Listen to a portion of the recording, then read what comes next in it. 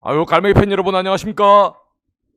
목소리가 완전히 가있죠? 제가 지금 뭐 아시는 분들은 아시겠지만 몸살이 제대로 와갖고 인후통이 너무 심합니다. 이 목이 너무 아파서 멘트하기가 되게 어렵습니다. 목이 막 찢어질 것 같아갖고. 네, 그나마 너무 다행스러운 건 주변에 365일 야간 진료까지 하는 내과가 있어서 너무 다행스럽게 링거도 좀 맞고 주사도 맞고 약도 먹어서 열은 지금 잡은 상태입니다. 근데 몸은 진짜 쉬라고 하는데 이게 또 멤버십 우리 시청자 여러분들하고 약속이잖아요. 갑니다. 저는 방송은 약속이라고 생각하니까 빨리 대신 집중해서 끝내도록 하겠습니다. 롯데가 연패가 길어요. 예, 길어졌습니다. 근데 사실 롯데가 올 시즌에 좋았던 건 우리가 뭐 다들 알고 있지만 타격의 기복이 다른 팀들에 비해서 상당히 없었고 짧았다는 겁니다.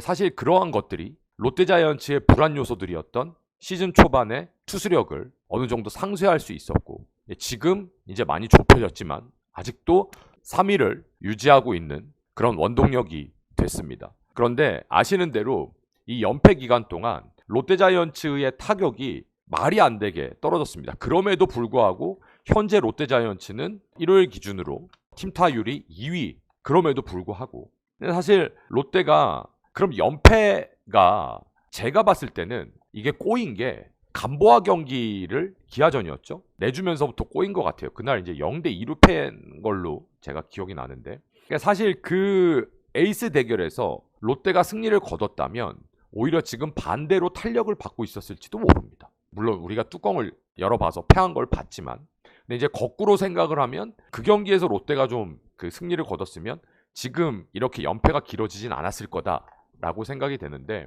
에이스도 다른 팀 에이스와 만나면 똑같이 부담이 됩니다.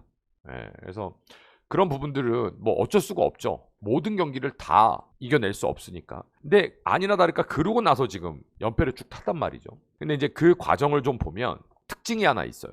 아까 제가 롯데가 가지고 있었던 투수력에 대한 불안을 상쇄하는 타격이라고 했는데 일단 연패하는 기간 동안 롯데가 기존에 가지고 있었던 투수진의 불안, 그것도 선발진의 불안, 부진이 좀 저는 컸다고 봅니다. 타격 얘기 좀 이따 하고.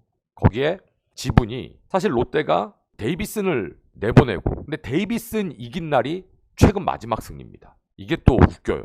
데이비슨 승리 치수가 이제 10승하고 기아전이었죠. 나가고 그리고 나서 그 다음서부터 이제 패하기 시작했습니다. 근데 그 이제 대체로 들어온 벨라스케스 선수가 기대와는 다르게 첫 경기에서 물론 첫 경기였지만 너무 기대 이하의 모습을 보여줬고 박세홍 선수는 하필 쭉 괜찮다가 연패를 타고 있는 기간 도중에 나와서 아시는 대로 승리를 거두지 못했고요. 전반기에 롯데의 선발진을 이끌어줬던 우리 이민석 선수도 최근에 이제 잦은 등판에 대한 제가 봤을 땐 체력 그 다음에 잦은 등판에 의한 노출 이런 것들이 계속 이제 플러스가 되면서 어려움을 겪었습니다.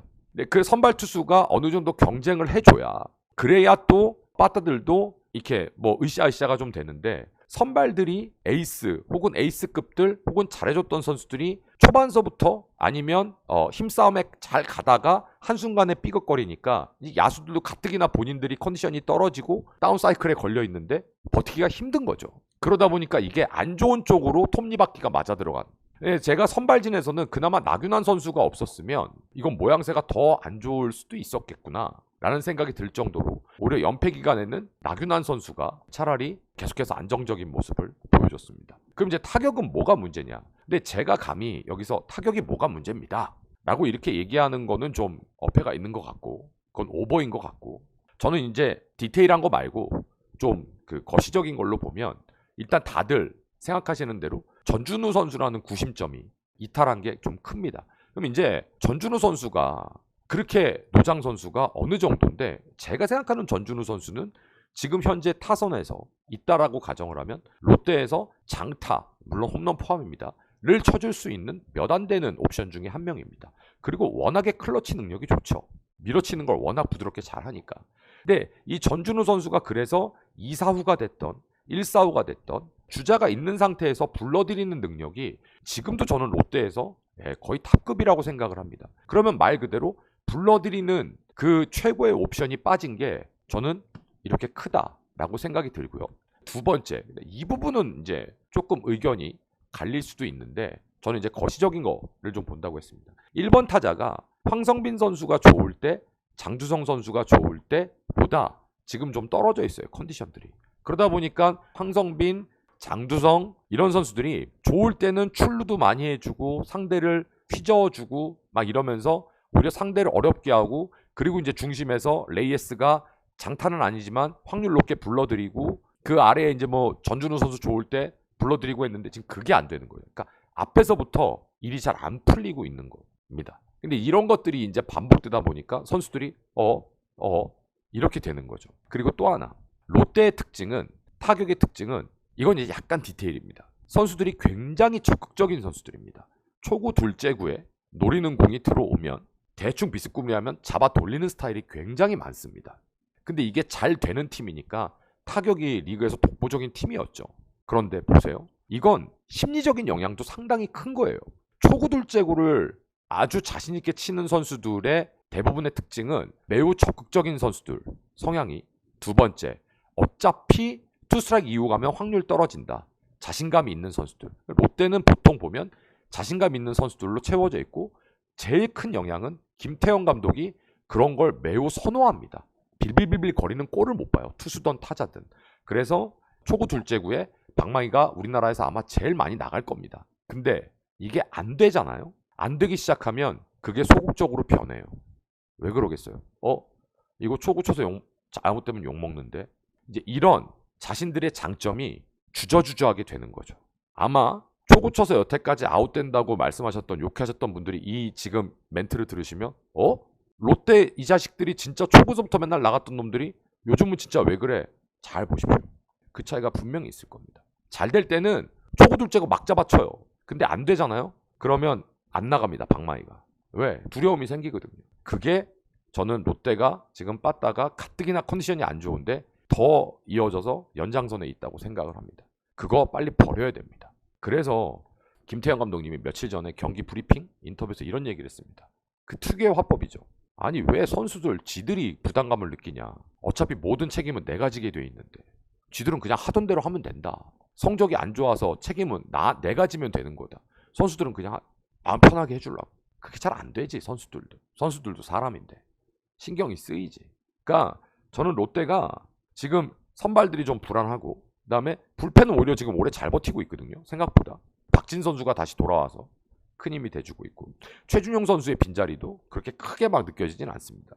근데 이게 밸런스가 딱 맞아 들어갈 때였으면 더 좋았겠죠. 지금 그러지 못하고 있는 상황이니까. 페넌트레이스는요, 버티기 싸움입니다. 결국 버티는 놈이 포스트 시즌 가게 돼 있어요. 저는 롯데가 버틸 힘이 충분히 있을 거라고 생각을 합니다. 그리고 있다라고 생각을 합니다. 그러니까 제가 계속 그 연패 기간에 말씀드렸는데, 이럴 때일수록 선수들이 타격도 오히려 적극적으로 텐션도 높여서 해야 될 겁니다. 주눅 들지 말고. 뭐 유강남 포스도 마찬가지고 백업 포스들도 마찬가지고. 안 된다고 자꾸 주눅 들잖아요. 우리 인생도 그렇잖아요. 내가 어떤 분야에 있던지 간에 뭐가 안 된다고 자꾸 주눅 들면 시도 안 하게 되고, 시도 안 하고 이루어지는 게 어디 있어요, 세상에. 시도를 해야 물론 실패도 있지만 성공도 할 거 아닙니까? 시도를 안 하면 실패만 있는 거예요. 성공은 없는 거예요.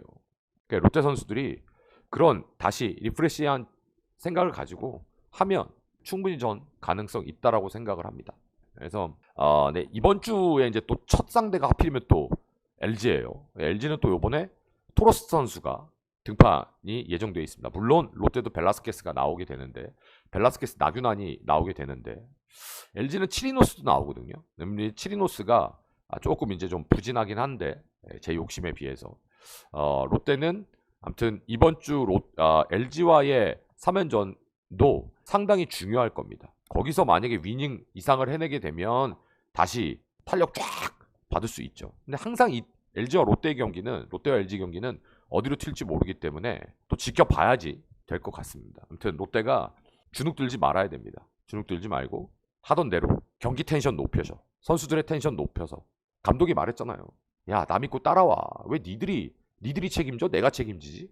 선수들 잘하고 있으니까 힘내서 끈기 있게 버티면 될 겁니다. 충분히 힘이 있고 아직도 저력이 있다고 저는 생각을 합니다. 조급해하지 마시고, 우리 팬 여러분들도 조금 좀 이렇게 뒤에서 지켜보시는 게 좀 필요하지 않을까, 그렇게 말씀드리고 싶습니다. 제가 지금 목소리가 너무 안 좋아서 듣기 좀 힘드셨을 텐데 그래도 여러분들과 약속 지키는 게 더 우선이고 중요하다고 생각을 했기 때문에 이렇게 또 녹화를 해서 영상을 올립니다. 아무튼 재밌게 잘 봐주시고 많은 응원, 구독 부탁드리겠습니다. 저도 힘낼 테니까 우리 롯데팬 여러분들도 힘내십시오. 고맙습니다. 감사합니다.